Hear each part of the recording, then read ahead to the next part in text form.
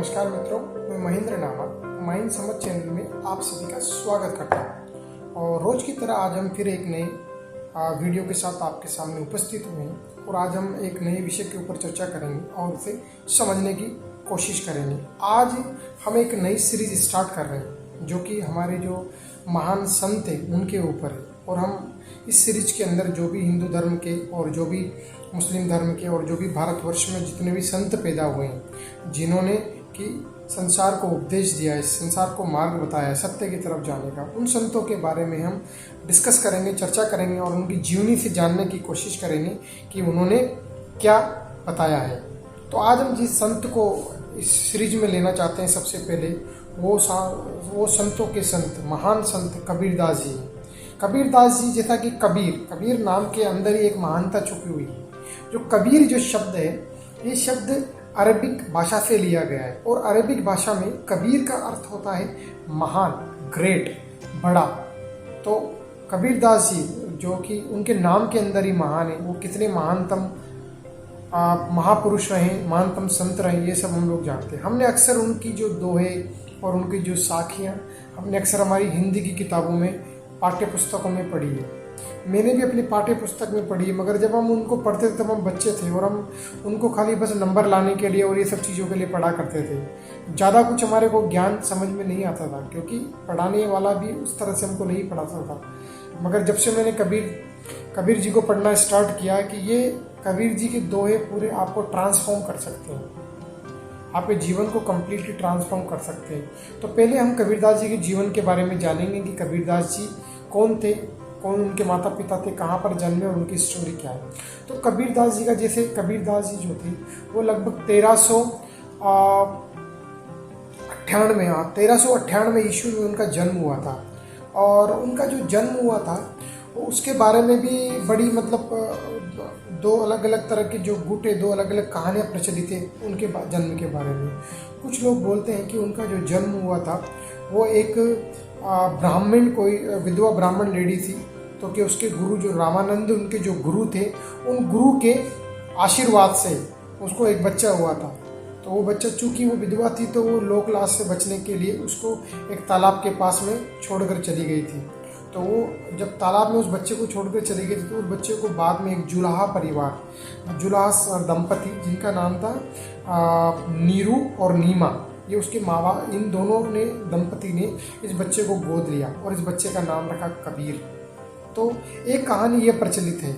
और एक कहानी और प्रचलित है कबीरदास जी के जन्म के ऊपर कि कबीरदास जी जो थे वो तालाब में, जो जिस तालाब के लहतारा जो तालाब है, वहाँ पर जो कमल थे, उन कमल के ऊपर इनका अवतरण हुआ। जो ये जो जुलावा दंपति है, उसको जो ये कबीरदास जी का जो मिले, वो कहाँ पर मिले? उस तालाब में कमल के ऊपर मिले। तो कहा जाता है कि ये अवतरित हुए। तो ये दो कहानियाँ हैं जो कि इनके जन्म को लेकर कही गई है। ऐसा करके कबीरदास जी लगभग 600 साल पहले ये पैदा हुए थे, तब 1398 के अंदर 600 साल के लगभग पहले पैदा हुए थे।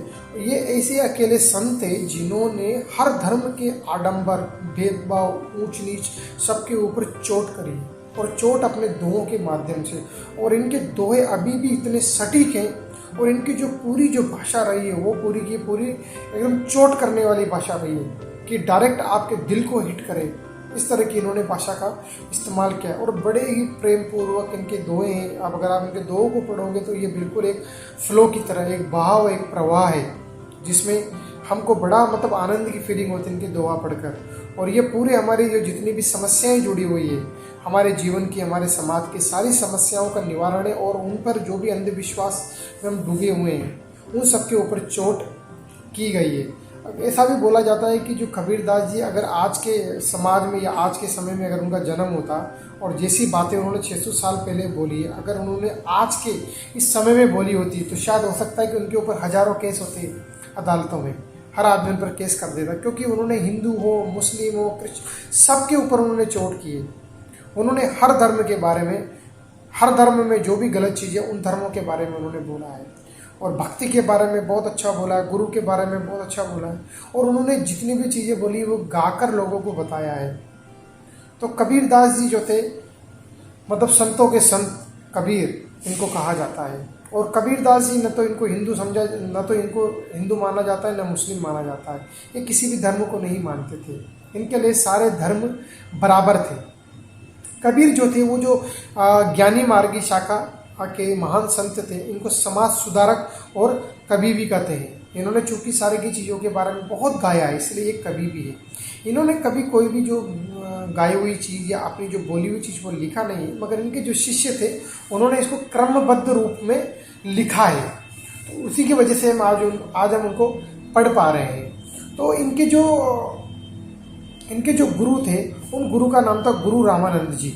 अब इन गुरु रामानंद जी के बारे में भी एक बहुत अच्छी स्टोरी है कि इन्होंने जब इनसे मिले तो इनको लगा कि यही मेरे गुरु है और मुझे इनको गुरु बनाना है। जब इनके बारे में इन्होंने सुना गुरु रामानंद जी के बारे में, तो इन्होंने उनको गुरु बनाने के लिए गए, तो उन्होंने इनको गुरु बनने से मना कर दिया कि देखो मेरे तो ब्राह्मण सारे शिष्य और तुम ब्राह्मण नहीं हो, तो मैं तुम्हारे को अपना शिष्य नहीं बना सकता। मगर इनकी जिद थी कि मुझे यही गुरु बनाने हैं।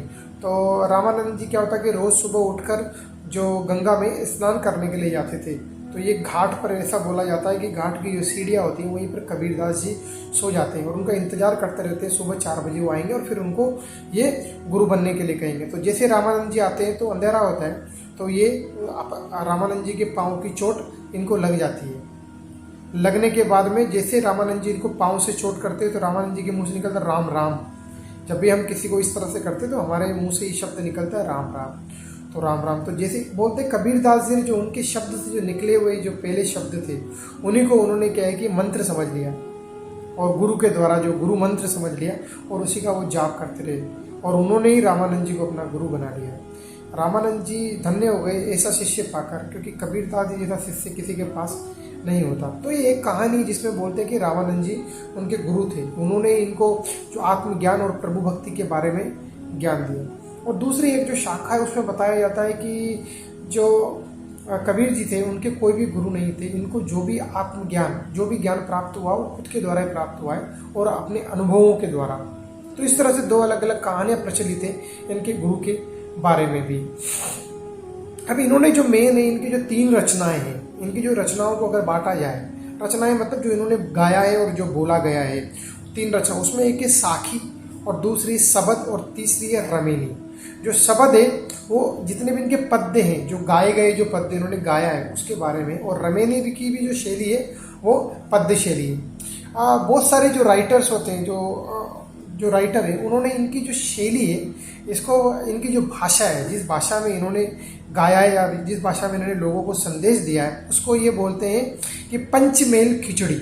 मतलब इसमें सारी चीज़ों का मेल है, जैसे पंच जो तत्व होते हैं उन सब तत्वों का मेल है इनकी जो भाषा है। इसीलिए ये जनमानस की शैली है और जनमानस इनकी जो भाषाओं को बहुत जल्दी समझ पाते थे, तो इनको शैली को बोला जाता है। और इनकी जो भाषा को कुछ जो राइटर है वो बोलते हैं कि डिक्टेटर इनकी शैली थी, इनकी भाषा जो थी वो डिक्टेटर थी, ये डायरेक्ट आदमी को डिक्टेट करती थी। और इन्होंने बताया है कि जो इनकी पूरी में जीवात्मा और परमात्मा का मिलन ही मोक्ष है। इन्होंने पूरी अपनी उन चीज़ों में बताने की कोशिश की है जनमानस को। और इनका जो सबसे ज़्यादा जो जोर था वो था दया भावना पे। बोलते हैं कि दया भावना को बढ़ाकर ही आप ईश्वर को प्राप्त कर सकते हो और इस जीवात्मा को परमात्मा से मिलन करके आप मोक्ष की प्राप्ति कर सकते हो। इन्होंने सारे जितने भी अंधविश्वास है सब पर चोट करी है, सारी जातियों पे, सारे धर्मों की जितनी भी कुरीतियाँ हैं उनके ऊपर चोट की है। जो भी समाज में बुराइयाँ फैली हुई सबके ऊपर चोट की, दिखावे के ऊपर चोट की गई है। और ये जो इनका जो जन्म जैसा बोला जाता है कि काशी में ही हुआ था इनका जन्म। काशी के अंदर एक छोटा सा गांव है, वहाँ पर इनका जन्म हुआ था। तो ऐसा कहा जाता है कि लहतारा करके कोई जगह थी, उसके आसपास इनका जन्म हुआ है। इनके मृत्यु के पीछे भी बहुत अच्छी स्टोरी है।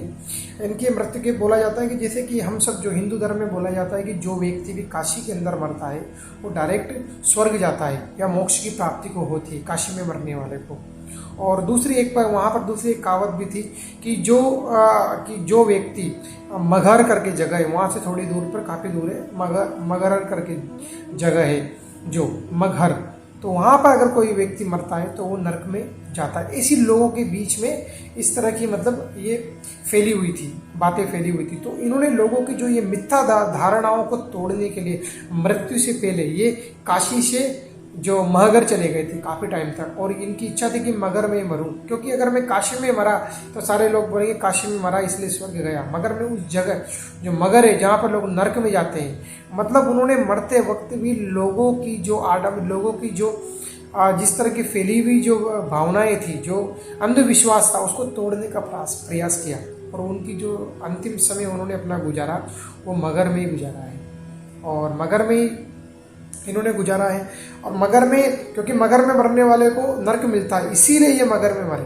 तो ये दुनिया को बताना चाहते थे कि कोई भी जगह जो होती है वो पवित्र और अपवित्र नहीं होती, सारी जगह सेम है। और स्वर्ग और नरक कहीं नहीं, स्वर्ग नरक आपके अंदर ही है। और इस आत्मा को और इस जीवात्मा को ही परिवर्तित करके आप स्वर्ग और नरक पूरा मोक्ष को प्राप्त कर सकते हो। ये इनका बताने का पूरा मकसद था। तो कैसे थे हमारे कबीर संत की मतलब जाते जाते भी वो इतना बड़ा मैसेज सब लोगों पर देकर गए। दूसरी बात, इनकी मृत्यु के ऊपर भी कहानी है कि जब इन्होंने अपना शरीर त्यागा तो न चूंकि न तो ये हिंदू थे न मुस्लिम थे, दोनों धर्मों के लोग इनको मानते थे।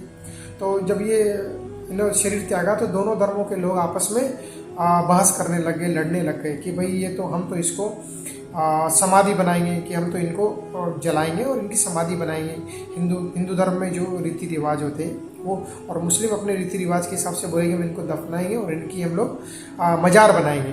तो इस तरह से दोनों में लड़ाई होने लगी। तो तभी बोलते कि कबीरदास जी प्रकट हुए और उन्होंने इनको बोला कि न तो मैं हिंदू हूँ न मैं मुस्लिम हूँ, मैं दोनों धर्मों से, सारे धर्मों से परे हूँ, और तुम मेरे को इस तरह से ना बांटो, ऐसा करके। और वो बोलते हैं कि जैसे ही जो उनका जो शरीर था, जो मृत शरीर जिस चादर से लिपटा हुआ था, जब लोगों ने उस चादर को हटाया तो वहाँ पर उनका शरीर नहीं था, और शरीर के बदले में वहाँ पर उनके कुछ फूल पड़े हुए थे। तो ऐसा बोला जाता है कि जो फूल थे हिंदू और मुस्लिम लोगों ने आपस में बांट ली, और बांट कर वो जो जगह थी मगर करके जगह, तो वहीं पर इनकी समाधि और इनकी मजार दोनों एक साथ बनी हुई। तो आज भी जो हिंदू और मुस्लिम लोग वहाँ पर अपनी समाधि और मजार पर जाते हैं।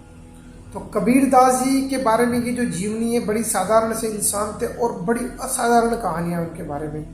ओशो भी अक्सर इनकी कहानियों के बारे में बड़ा जिक्र करते हैं। तो मेरे मन में बड़े टाइम से इच्छा थी कि मैं कबीर को पढूं, तो अभी मैंने कबीर को पढ़ना स्टार्ट किया है। तो हम धीरे धीरे इनके हर जो दोहे को समझने की कोशिश करेंगे, और मैं आपके साथ शेयर करूँगा जो मेरी अंडरस्टैंडिंग रहेगी। बोला जाता है कि कबीर का एक एक दोहा आपके जीवन को परिवर्तित कर सकता है, अगर आपको आपके जीवन को परिवर्तित करने की इच्छा है तो। कबीरदास जी संतों के संत, महासंत को हमारा नमन, हमारा प्रणाम। और हम बड़े तुच्छ से इंसान हैं,